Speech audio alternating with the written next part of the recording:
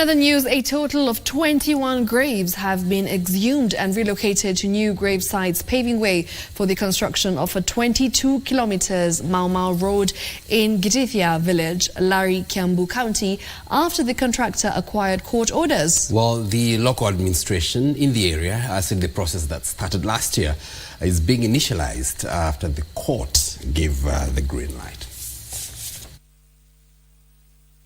This is Gitithia village in Kiambu County. Relatives and family members are busy working around the clock to exhume the remains of their loved ones from the graves they presumed as their final resting place.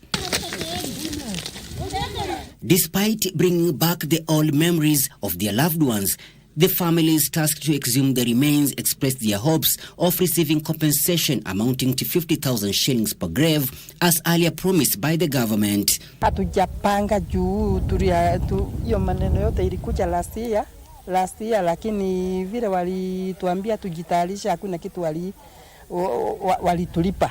Wakati tulipewa hii mashamba tulifikiria tu barabara ni ya kawaida, hakuna mahali itakuja isifanye nini ichukue mashamba yetu.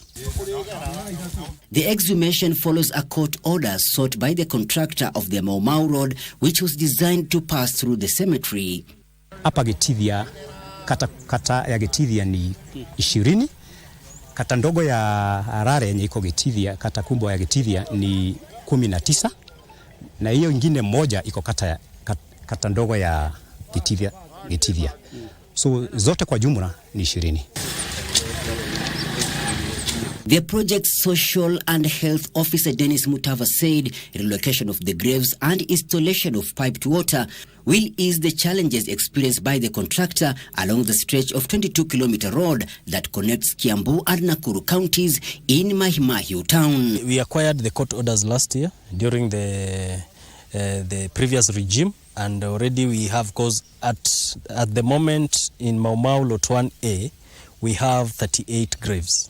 So far, last year we relocated 5, and now in the process of relocating the 33 remaining. Michael Mondiga for Easy Friday.